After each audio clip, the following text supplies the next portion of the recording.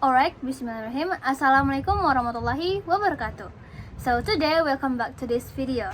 First of all, thank you guys because I could make this video again. So today, I'm gonna explain about pragmatic study because alhamdulillah I got understand about pragmatics. So today, I'm gonna explain about pragmatics. Pragmatics, which is you are already familiar about pragmatics, but it's totally different with semantics. Which is pragmatic is learn about external meaning, and then semantics learn about internal meaning. So pragmatic itself is the study of speaker meaning, and also pragmatic is the study of contextual meaning. So if someone says something, it should be in context. For example, if I ask you, "Hey, how are you today?" you have to say, and you answer, "Ah, what a lovely weather today." So the context is not fitting. So that's how pragmatic it works. So guys, pragmatics is study how we can get more communicated than it said, and then how the listener could get the speaker meaning or such a invisible meaning from the speaker said before. So the simpler one is pragmatics learn about the study of speaker meaning and a contextual meaning. Next to speech act theory. Speech act theory was proposed by John.L.austin and had been developed by J.R Searle. They believe that language is not only used to say something but also to do things, or is often to perform acts. So speech act theory says when we speak, we also acting in the world. Why? Because our word also has a power in the world. Our word. It also has a descriptive meaning, and it's often causing them to act, to think, or respond in a particular ways that based on what we say. For example, when someone says that, "Is it hot in here? Isn't it?" the speaker wants to someone or other act some things based on that he or she said before. So maybe he wants or she wants to get an action, someone to open the door, or maybe open the window. And also guys, John.R Searle already divided speech act theory into 5. The first one is declarative. Declarative is something when the speaker is declare something that maybe change something around us. For example, "You are fired," or "I declare that you are now husband and wife." The third one is expressive. The speaker says something based on their psychological attitudes, such as giving an apology, welcome, or sadness. So I'm so sorry for my fault for that example. The fourth one is commissive. Commissive is when something intends to commit atau doing something in the future, such as make a plan or make a promise. Example, "I'll be meet you in afternoon." Is that a commissive?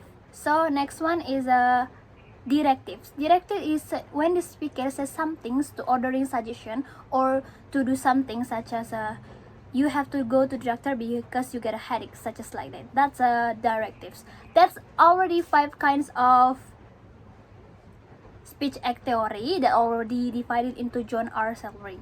Next, cooperative principle. The idea that people cooperate with each other in conversing is generalized by Greece 1975. So the speakers it intends to say something. So in a similar way, cooperative principle is how the speaker is achieved effectively in communication by cooperate with each other, and that's how it makes sense. So the speaker can get a lot of meaning from what each other speaks. So it means that it takes a lot of cooperation each speaker. So Grace also divided and categorized how to achieve an effectively communication by cooperative principle by 4 maxims, and you have to achieve that 4 maxim, guys. Grace also identified 4 conversational maxims. The first one is the maxim of quality. The maxim of quality, when to talk, believe that if the person speak only the true way, so you don't have to say something is not in the true way. For example, the capital city of India is New Delhi, and it could be proved by the fact. or the day. And the second one is maxim of quantity. In maxim quantity, the speaker may has to speak unnecessary information and don't need to put more information than unnecessary information. For example, when I ask, uh, how how are you today? It means that I ask about your condition and you have to answer it about your condition without adding another unnecessary information based what I talked before.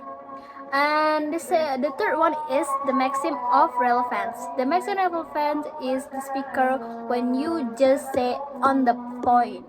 So it has to be relevance between what speaker said with the what the speaker said with the answer. So you have to speak in on the track.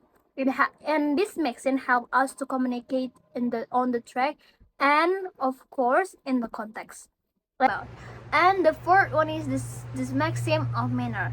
The maxim of manner that helps us to speak that avoid the ambiguities. So if you are says that I'm hungry, maybe the listener would answer that you have to go to the doctor, but it's not fitting in a clear way. So the maxim of matter wants to us say something and avoid the ambiguities. So that's the fourth maxim that quantified or by grade. Next, implicature. Implicature refers to the implied meaning, and the listener have to understand the implied meaning beyond the speaker words. For example, when someone asks, "Do you have any plan tonight?" and other response, "I have cleaned the dishes." Exactly, the listener didn't answer with the right question, but the other question.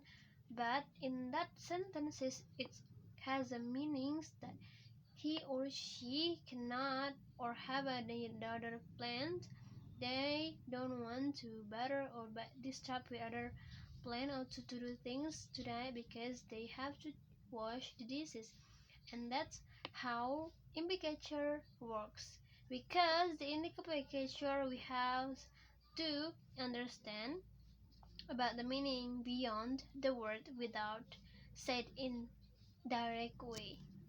Pressuposition. Pressuposition is talk about the presumption of the speaker, and the presupposition or assumption it might be true based on the speaker or the listener because they has their own understanding based the speaker sentences or the speaker speak before. So when we talk about the dog no longer barks at the mailman, it must be or it might be some assumption that the first one is there is a mailman in this situation.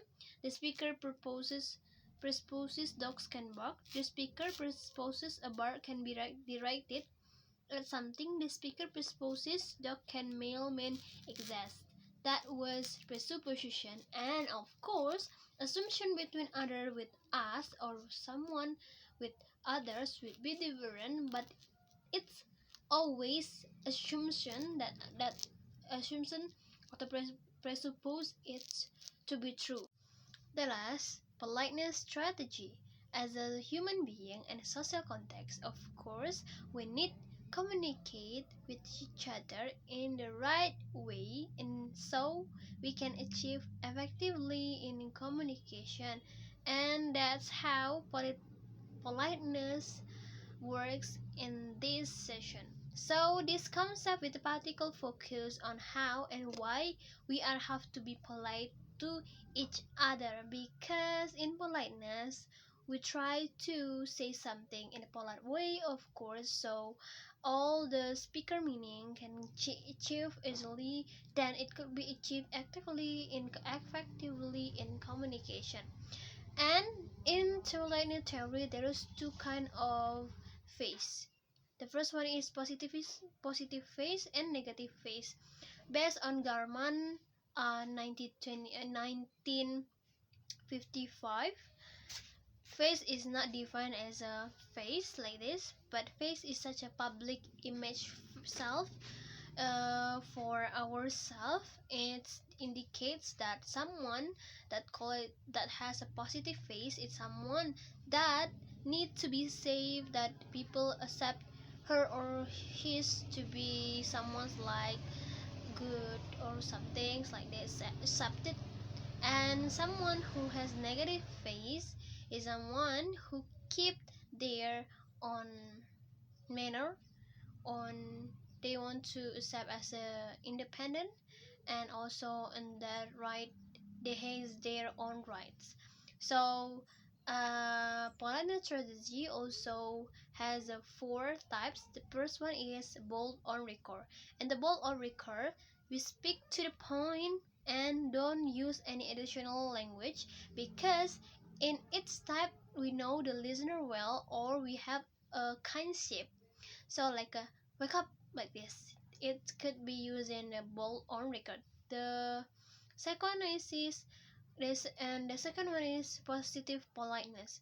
These strategies make the listener feel good about themselves, because um, we can speak in a polite way and like a could you please, could you please. It sounds like positive politeness. Could you please open the window for me? Thank you. That's how polite, positive politeness. And the third one is negative politeness. In negative politeness, when someone speaks but wants to minimizing the imposition of what he or she said, that he used negative politeness, because it also with a less forcement, looks like a less forcement, and that in their sentences, I mean, for example, could you print this off for me? It's only a few pages, it won't take long.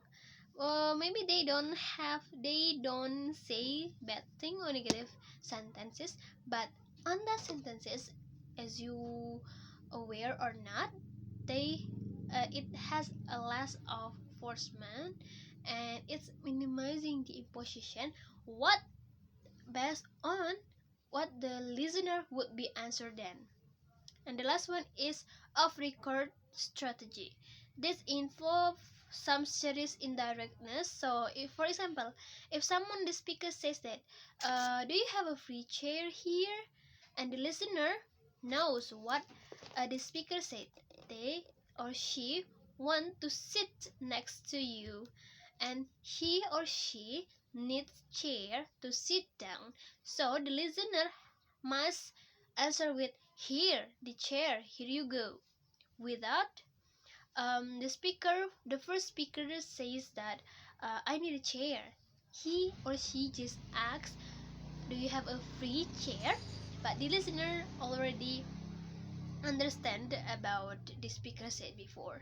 Then also, guys, in this politeness strategy, there's two kind of face threatening acts and face saving acts. And face threatening acts, it will be desire people to feeling like uncomfortable and not feeling good, because someone who have their own rights, their feeling independence, and feel like threatening them with their words like you are stupid. That sounds like a face threatening X. Instead of face threatening X, also any face saving X. In face saving X, it's opposite with the face threatening X.